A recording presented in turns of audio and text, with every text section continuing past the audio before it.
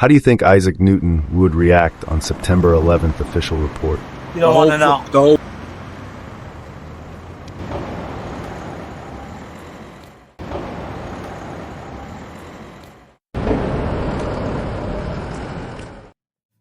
Good evening.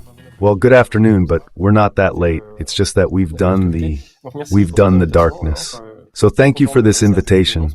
So I'm very happy to address an audience of non-science specialists. And so I'm going to talk about things. I hope you get the idea. Yeah, the presentation. I'm going to talk about things. So it's normally pretty much forbidden to talk except to support the official version. And so I titled this presentation, A Mine for Physicists. It's up to you to understand in what sense I use the word mine. Well, since obviously it has a double meaning. So we're going to start with something completely official, what I call a sociological thunderbolt. It was in September 2016. So not very long ago, there was a publication in a physics journal, and physics only, called Europhysics News, which is actually the journal. This is a completely official journal of the European Physical Society and is published in English. And this article, as you can see, is titled 15 Years Later, about the physics of collapses, or the collapse of high-rise buildings. So this journal is what we call a peer-reviewed journal, meaning that the articles are reviewed by people who know the discipline, by physicists here, before being published. So not just anyone can publish anything. That said, I'm not saying that everything published in peer-reviewed journals is necessarily fair. There are also counterexamples, and I'll talk about them later. Nevertheless, it's a small event, because until now, apart from perhaps in journals that are relatively unknown, no one, to my knowledge, has done a complete bibliography on the subject, had reached the conclusion reached by the authors of the article, which I will give you later. So the authors, well, I'll give them here for those who are interested. Stephen Jones, Robert Correll, Anthony Zambati, and Ted Walter. What's interesting is that among the four, there are two academics, but they are both retired, one engineer, and one member of an association who doesn't really have scientific status, but is part of the Architect and Engineer for the Truth. September 11th, an American association which, as its name suggests, is made up of architects and engineers. So this article itself isn't particularly interesting, at least for people who are a little interested in this problem like me. In my opinion, it doesn't add anything. It doesn't have anything. Well, it says banalities. I'm not saying it's bad. No, it isn't. It's not a particularly bad article. Well, it summarizes certain things. It reminds us what are the high-rise buildings begin with how it works, in quotation marks. And finally, how surprising it is to think that it could collapse in this way. There's a little bit of very simple physics that I'll try to detail later. So there's no scientific revelation in this article, but there really is a position that can be called official, since it's the European Physical Society, and it's made explicitly on an anniversary date, since both the authors and the editors of the journal explicitly state it. But it's been 15 years since these attacks took place, and we wanted to publish this article. It's up to you to read it and then think what you want about it. And so this is the conclusion of this article that I'm reading to you here in English, but which I think you can understand. So it's that the 3 high-rise buildings were destroyed by controlled demolitions, the 3 that is the Twin Towers, and the 3rd, which many people are unaware of, which is Tower number 7. So, when controlled demolition. If I want to be a little ironic, I would say that it wasn't that well controlled, actually, especially for the Twin Towers. On the other hand, the 3rd one, it's true, it's the most interesting one. The WTC-7 really fell very cleanly, exactly like when one collapses absolutely voluntarily and prepared in advance. And it's this one that's actually the strangest. Well, this collapse is the strangest since this skyscraper hadn't received any planes, yes. So it's still a little surprising. So this 3rd skyscraper obviously was much smaller than the Twin Towers, which is why it almost went unnoticed. But nevertheless, it's not a small skyscraper. To give you an idea of the size, it's barely a little less tall than the Montparnasse Tower in Paris and much wider. So in fact, it's still quite impressive. So I'm going to digress briefly, especially for the scientific names that are there, to try to clarify how science works, since I said it was published in a completely reputable journal. So what does that mean?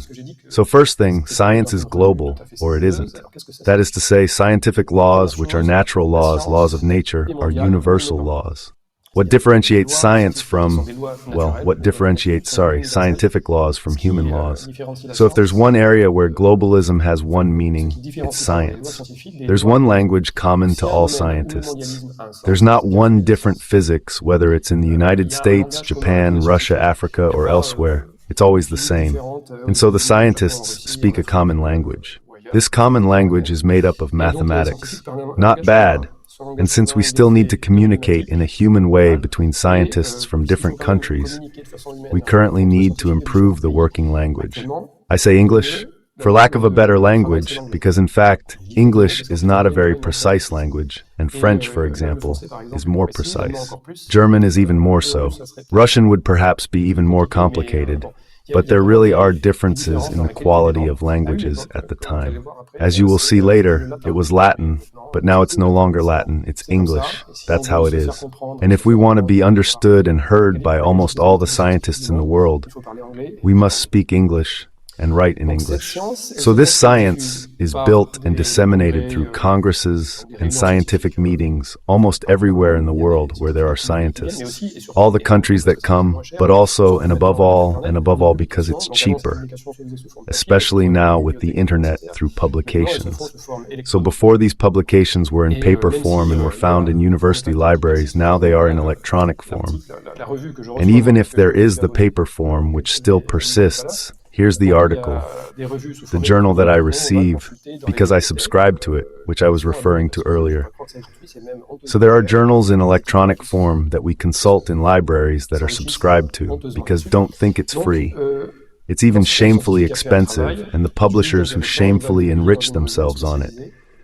So when a scientist has done a piece of work that is deemed interesting, they will publish it in a specialized journal. And normally it's a specialized journal covering all fields. Well, I don't know if you don't see much, but in fact, it's the kind of page on which we arrive at the documentation service in my university with different groups of journals. These aren't journals, they're groups of publishers. So there are some that are highly specialized, and it's a little difficult to navigate. Besides, where can I find the right article on the right subject? The right journals, in principle, are so-called peer-reviewed journals. That is to say, we will therefore submit an article, and this article is not necessarily accepted. And even when it is not accepted as is. It will be reviewed. We will request corrections until it is accepted for publication. So an article published in a journal, even with a peer-reviewed community, is not necessarily correct. There are famous cases of errors significant, even gross, and even unfortunately, cases of fraud, that is to say, these are not errors in this case. These are scientists who so rigged results to promote themselves in physics. There is one who is quite famous, who is Jan Henrik Schön, a German, yes, quite young, and who had a dazzling career. He received his doctorate in 1997 and was hired in a prestigious laboratory in the United States, Bell Labs, the same year, which is already quite an achievement. Because usually you have to do a thesis, a postdoc, and a half postdoc. Jobs in finally, ejectable, and then to get a real permanent job. And so this research field was condensed matter physics, that is, solids and liquids and nanotechnologies, which is a trendy field, as you know. And he published a very large number of publications, at a time when in 2001 he published up to one per week, which is prodigious, and in very prestigious journals, including the famous Science and Nature, so English language journals. Obviously, the problem is that science is normally reproducible, but no one manages to reproduce its results. So there are people who ask questions, and that triggers an investigation by his employer, the Bell Labs, in 2002. This investigation will conclude that Mr. Jan Henriksen completely fabricated data, so he really committed fraud, he completely cheated, and that's obviously very serious. It's not just 1 in a million mistakes. It happens. Mistakes happen all the time, in fact. We try to make as few as possible, but mistakes do happen. Cheating, of course, is not normally tolerated. So all these publications are withdrawn. So obviously, we didn't go to the libraries to find the paper copies to burn them. But in any case, they are withdrawn from the electronic version of the publishers. And this is very serious.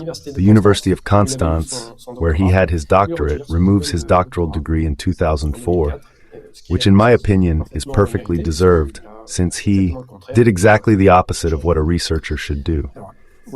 So you see an example of someone who, in addition, had a very brilliant career, well, obviously quite short, but who ultimately deceived everyone. And what is the way to avoid being taken in by people like that?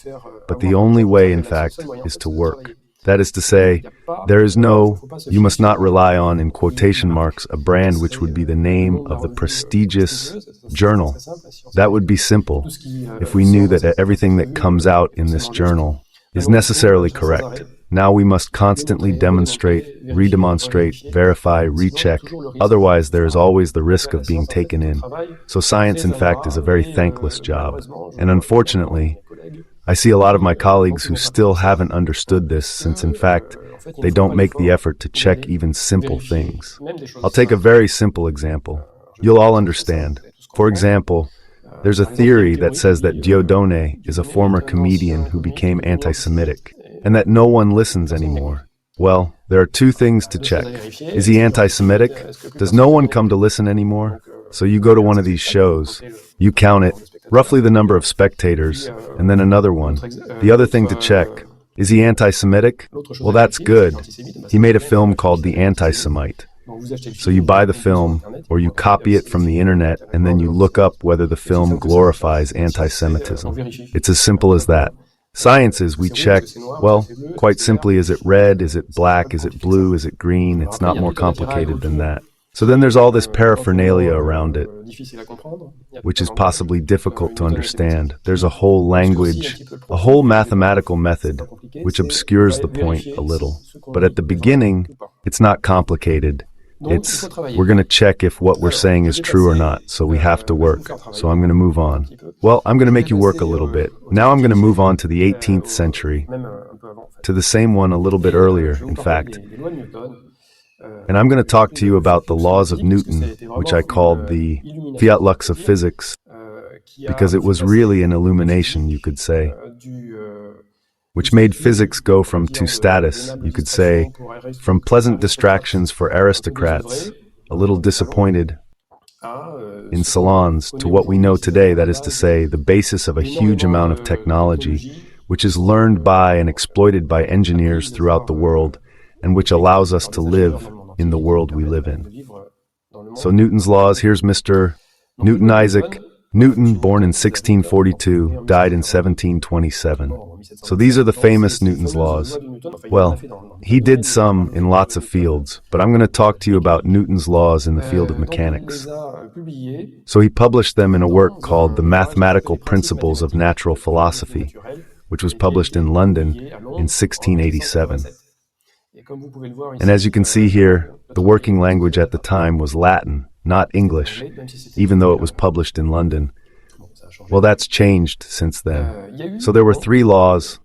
Well, Mr. Newton answered, if I want to call it 3 laws of motion. I'll go quite quickly. I won't go into too much detail. The first law is what we call the principle of inertia. Second law is the fundamental principle of dynamics. I'll tell you what it consists of. So mathematical notation today is, it's the sum of the forces applied to.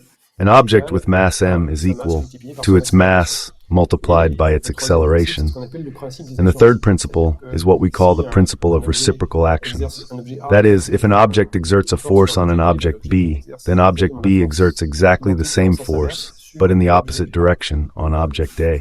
Therefore, the force of A on B is equal to minus the force of B on A.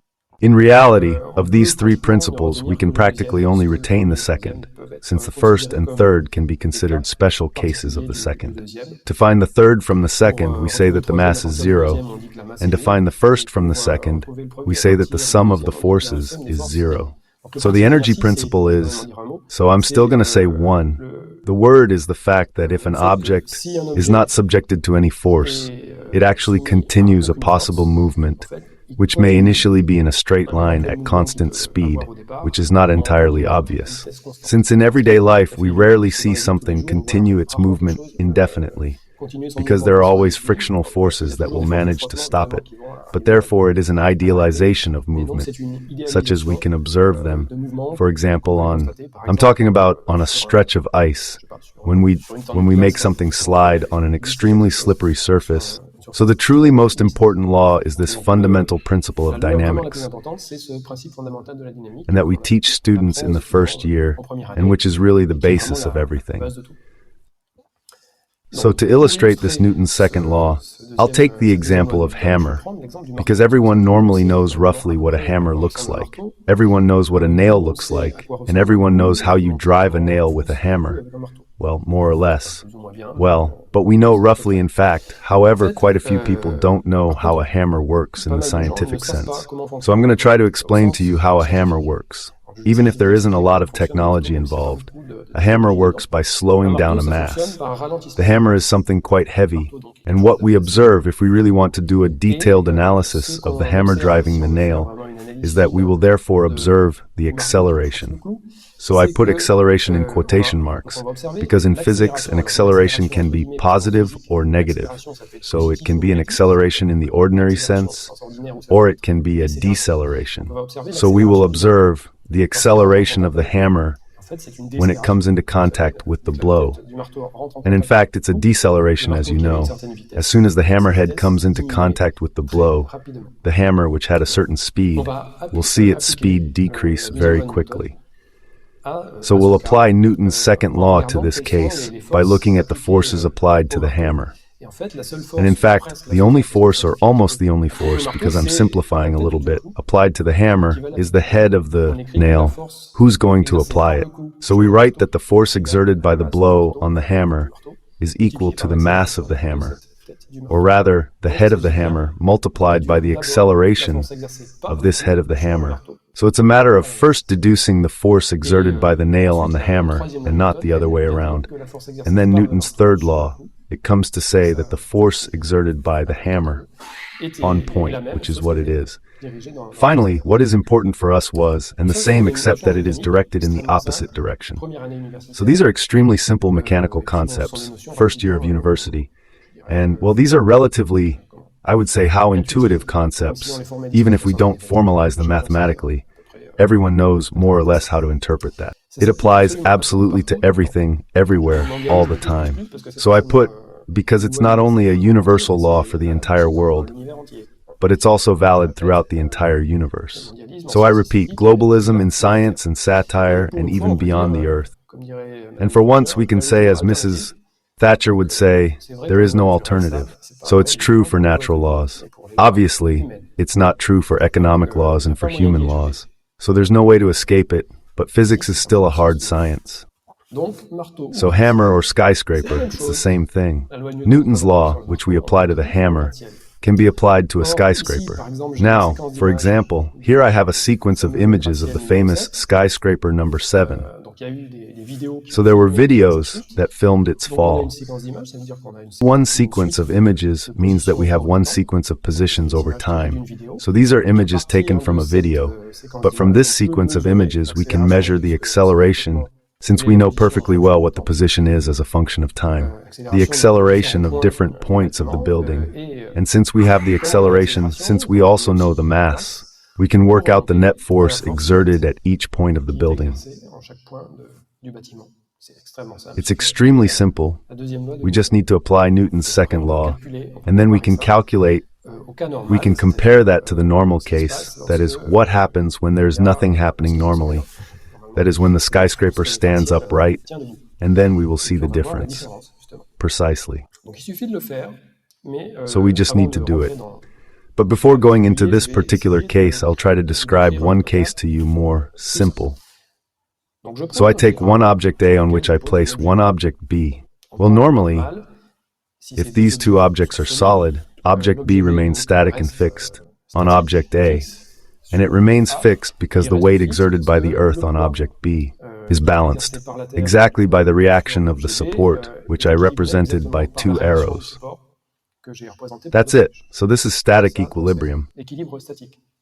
The sum of the forces is zero. So the sum of the forces is zero. Newton's second law says that there is no acceleration, and therefore there is something static or at the limit going at a constant speed, but we'll stick to the static case.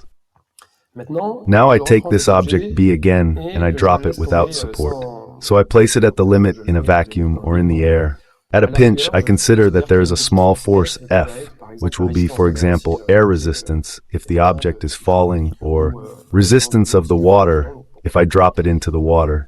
Why not? And so I observe a movement. Well, there's no movement in the image, but you can imagine that this object is falling. So I will observe an acceleration since the sum of the forces is not zero. So still, Newton's second law tells me that I must observe an acceleration. And this Newton's law I can write as being, since there are two forces, there is the weight and the force. I call F the weight plus this force equals the mass of the object multiplied by its acceleration.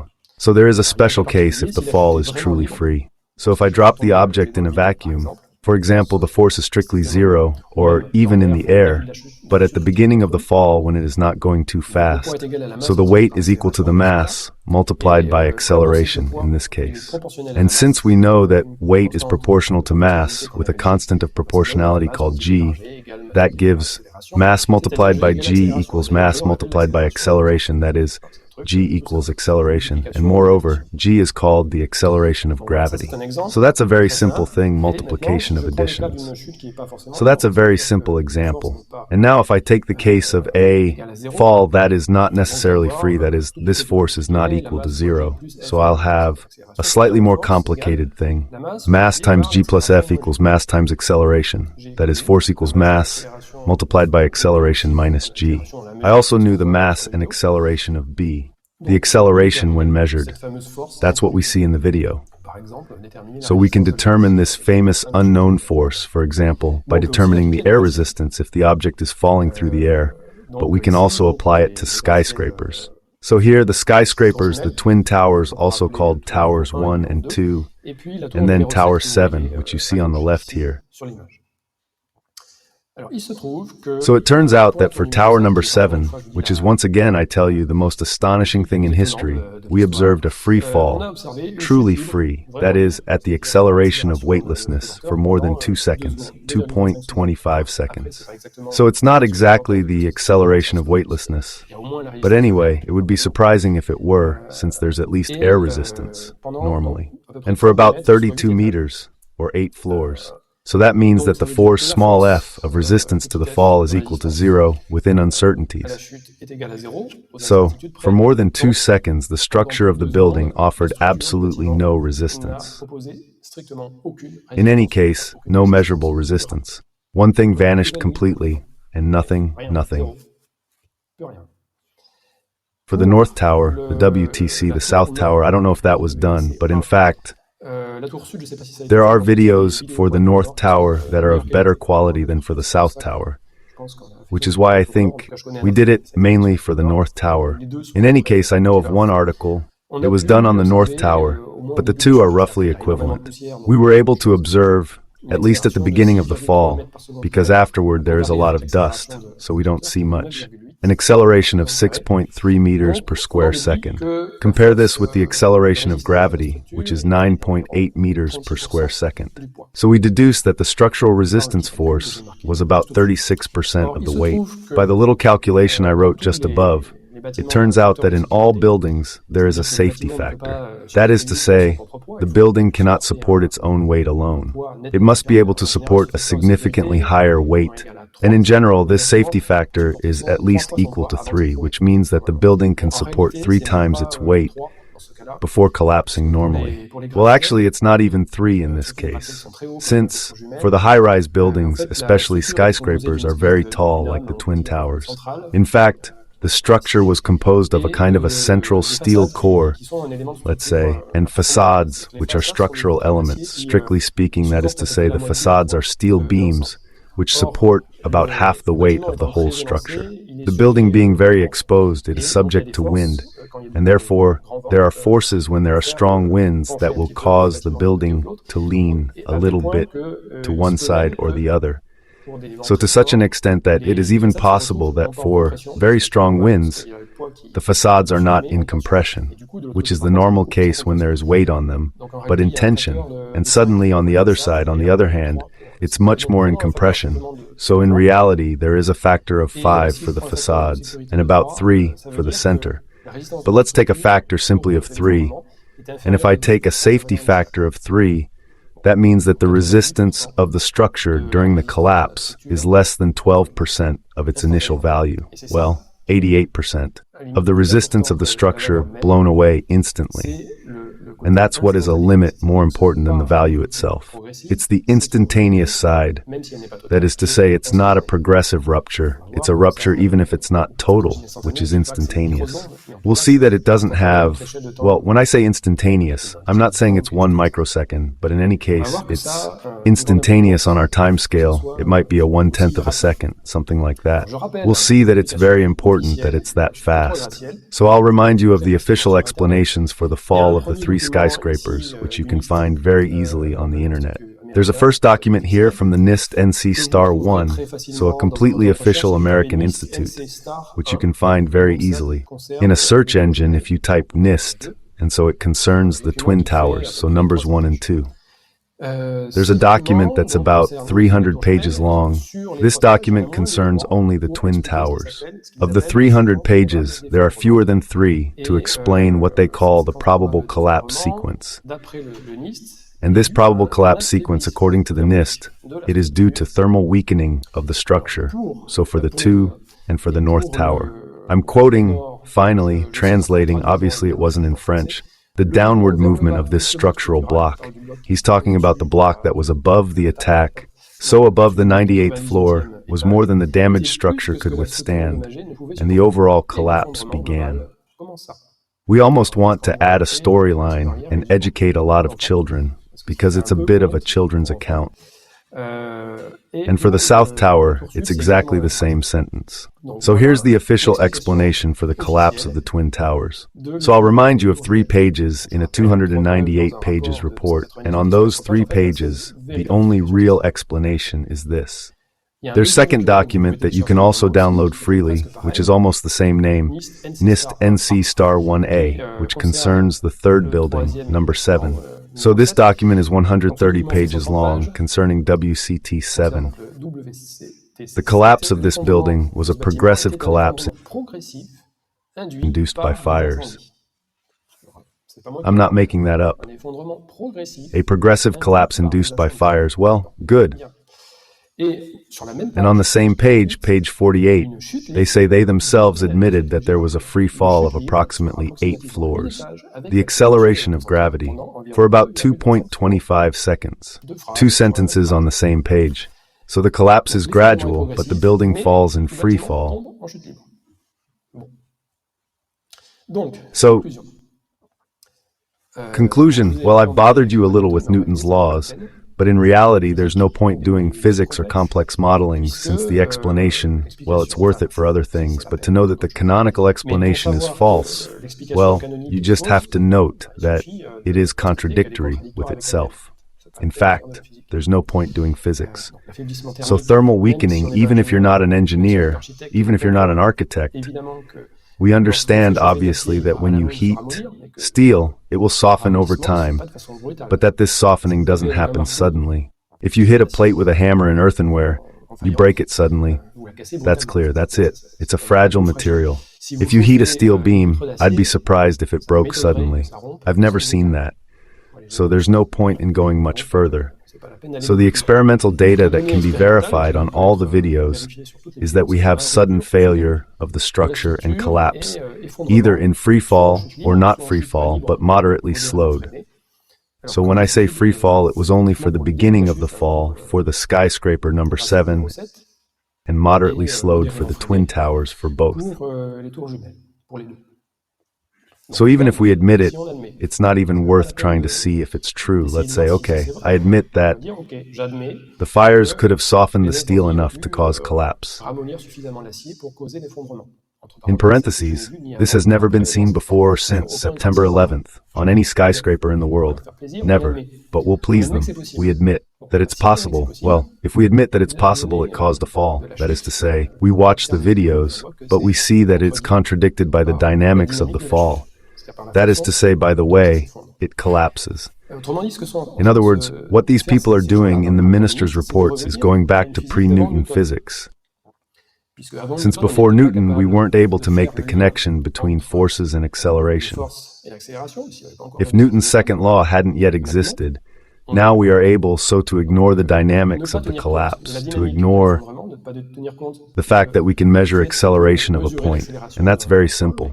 It's done even in high school now. Any high school is equipped with cameras to follow the movement of a point. And then they have the high school students work on it by measuring the position, calculating the speed, calculating the acceleration. So if we forget that, it's very easy to measure the speed and acceleration of a point.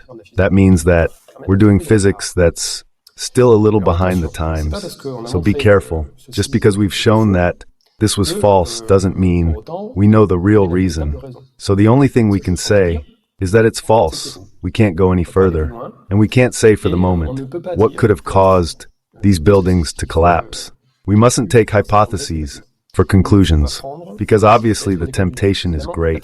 We know it wasn't the fires, that's clear. Oh yes, but then it must be that.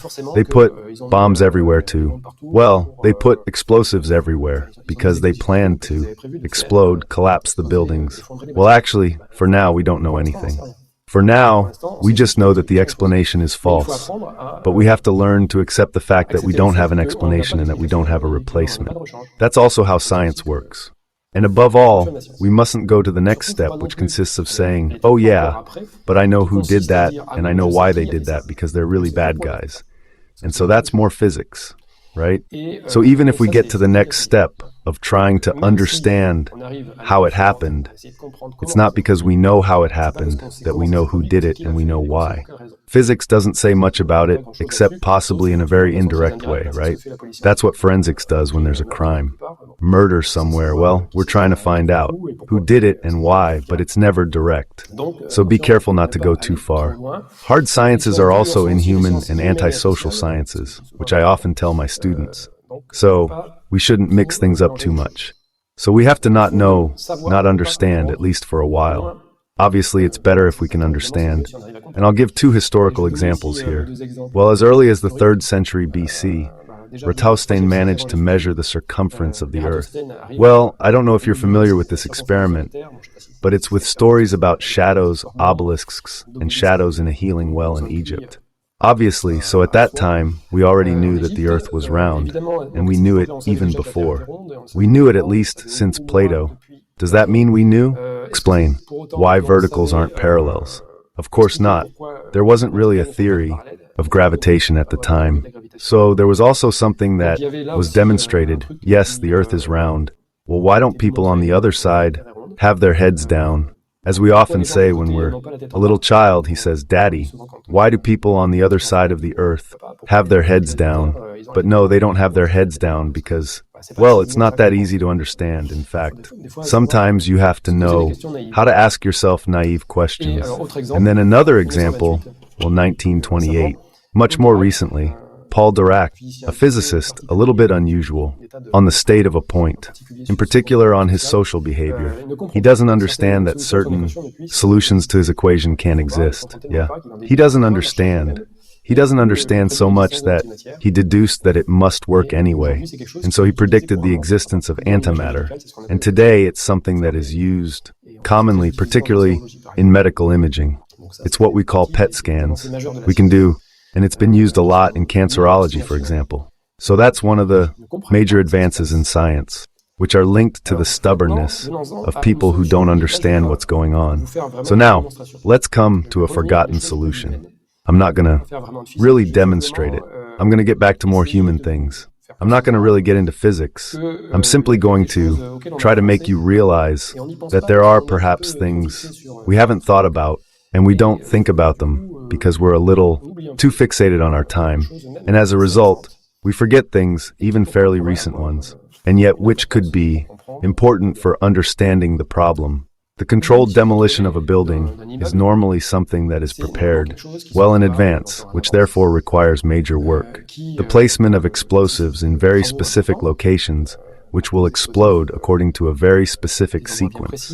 It's not just anyone who does this, it's an extremely specialized company, extremely competent people.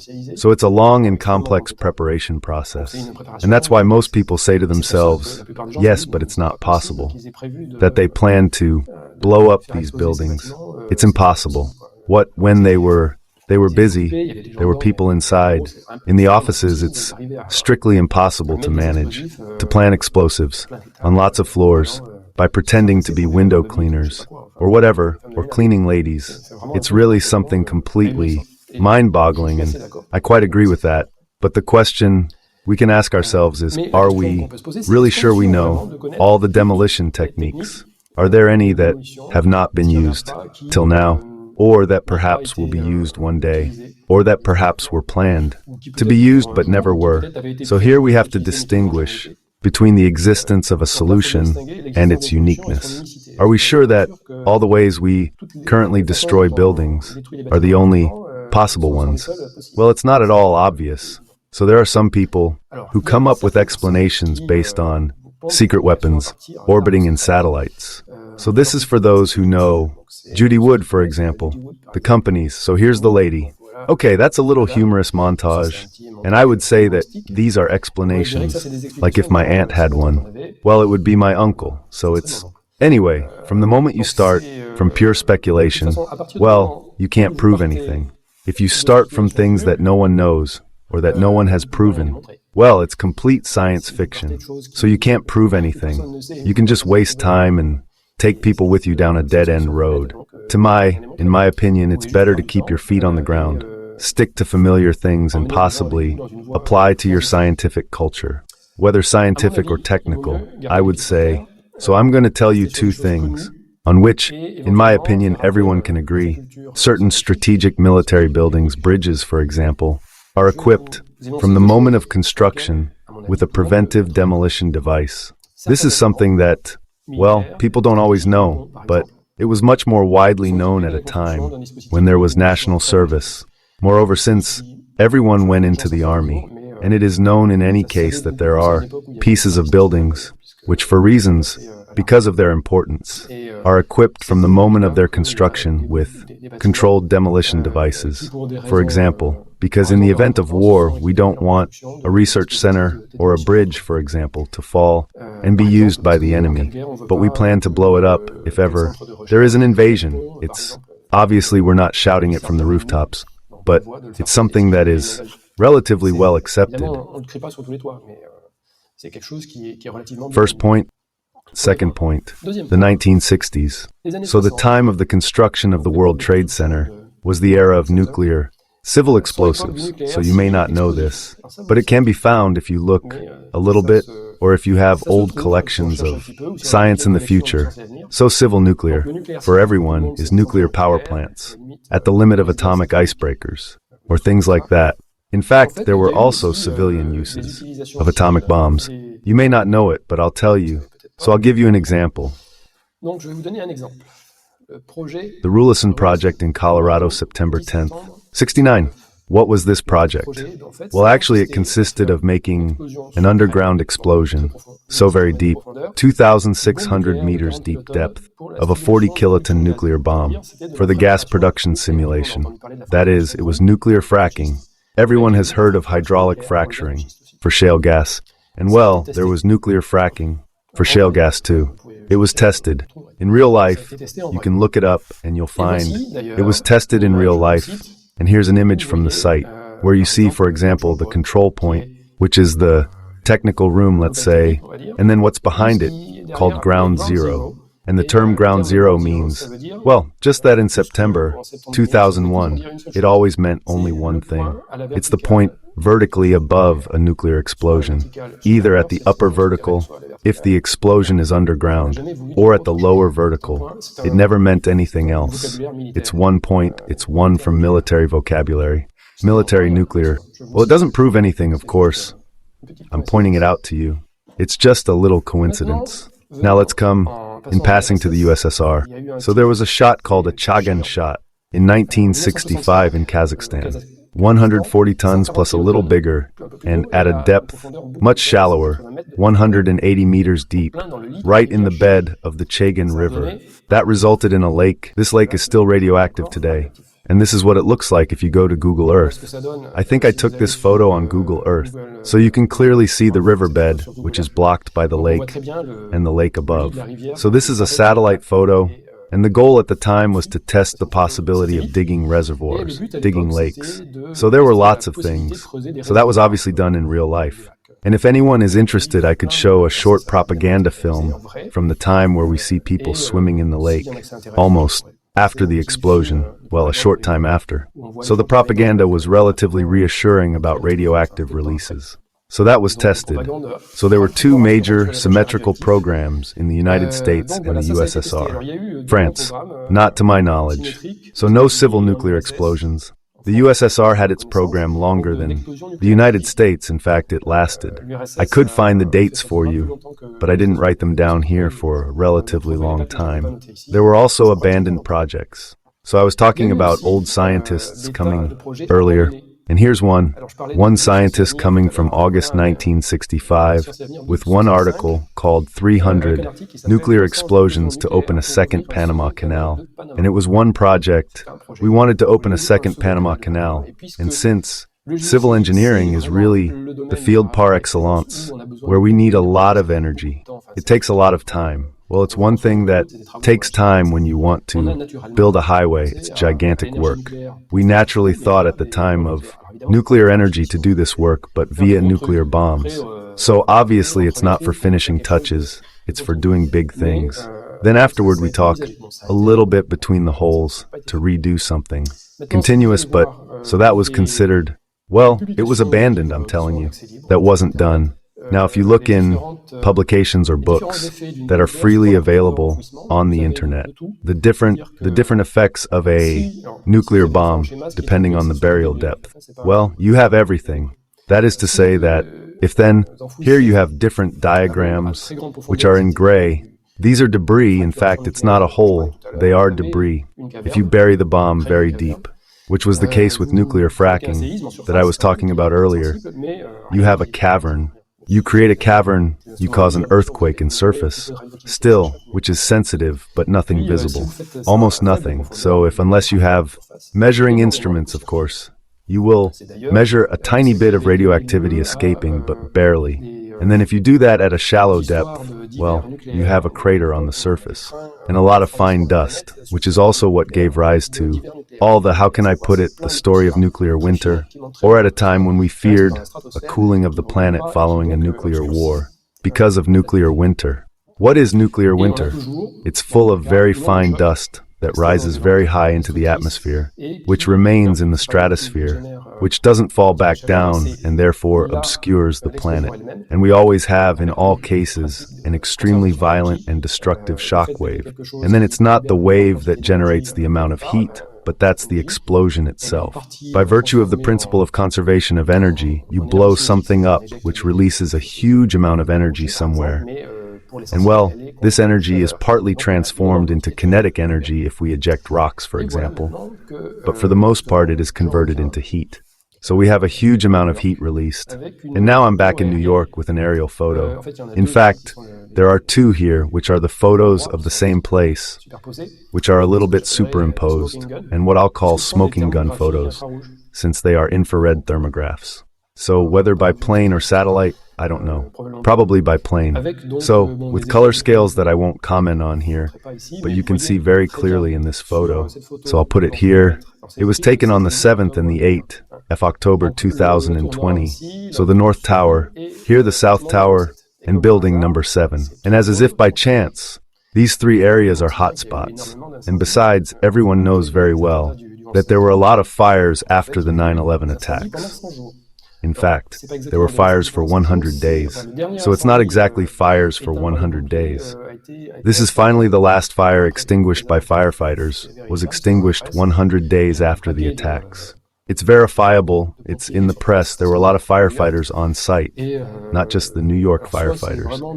And so, Either they're really screwed up, they don't know how to put out fires, or there was really a big problem, because imagine 3 months of fire and ruins when the water still tends to drain downwards normally. So if so, I'm willing to admit that it's difficult to extinguish a fire, which is very, very high up, but extinguishing a fire in basements by running water normally isn't very complicated.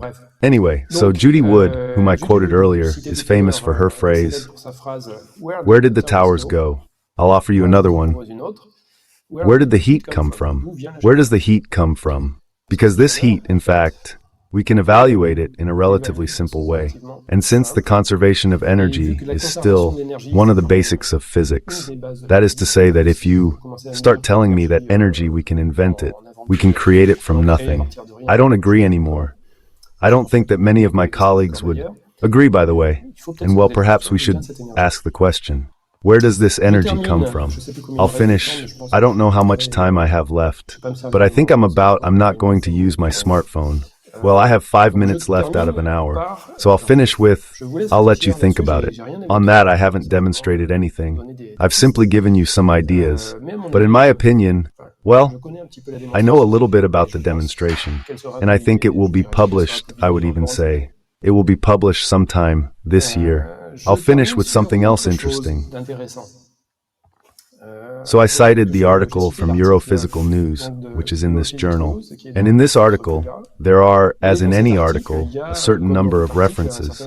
Because we do the bibliography, it's even sometimes caricatured, because we see articles where the text of the article is shorter than the list of articles as a reference. And among them, there is one article that appeared in the International Journal of Protective Structures in 2013.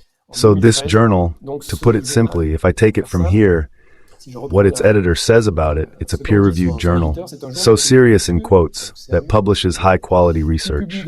Well, obviously they're not going to say that it publishes low-quality research either. Let's not kid ourselves. Relating to the protection of civil engineering structures against natural or artificial shocks. So, broadly speaking, that means against earthquakes and terrorist attacks, and finally bombs and protection against shocks means either artificial explosions, so bombs, or, well, anything that can happen in seismic zones. So it's an extremely specialized journal for the type of event that concerns us. So this article, well, I don't want to detailing it all. It's very interesting because, in fact, it completely ridicules a whole series of articles that those interested in the subject should know about, from an American scientist named Bastyon. And so I won't be interested at all in what he says about it, even if we talk about it in the Physics News article. I'm just going to highlight how to say a passage from the appendix of the article, and then I translate what's interesting. So in this clue, in my opinion, so I translate it my way. Be careful, because if you want, you can read it in English, so I'll try to read it in English. But there I see nothing anymore, so I'll try to turn like that. So I'll try to translate into French first, in a relatively neutral way. So from an engineering point of view, the event, the attacks, had many absolutely fascinating aspects. And the most fascinating of them was the open quotes. The aircraft flying well, I don't know how to say, the aircraft flying into the building. That means the aircraft plunging into the building without any resistance. What does that mean? That means that the structure of the aircraft cut the structure of the building. On its way, the plane was built from a thin aluminum sheet about 2 millimeters thick, which was reinforced by longitudinal and lateral ribs. Well, anyway, as everyone knows roughly how an airplane is made, it's a thin aluminum skin on slightly more rigid elements. So I'll move on to the second part. The outer columns in the impact zone were 6.9 millimeters thick. So they were squares. In fact, if you're interested, I could show you what squares were. Square columns. And the thickness of the sheet metal of the column was 6.9 millimeters. It was a little thicker, in fact, for the South Tower, because the plane arrived lower down the building, It was thicker there, so with a width of 356 millimeters. However, the aluminum, finally, the thin aluminum wings, cut the much thicker steel. That's the translation. I did it quickly live, neutral. So now I'll give you another translation a little more. Well, I mean less strict. So my translation is, guys, we just demolished Bastyon and his stupid calculations. Now we would like others to dedicate themselves to dealing with the physics, to the hypotherapy of cutting steel columns with airplane wings, where it's clearly indicated that you must not walk on them because they are too fragile there. I'll stop here. Thank you for listening to me.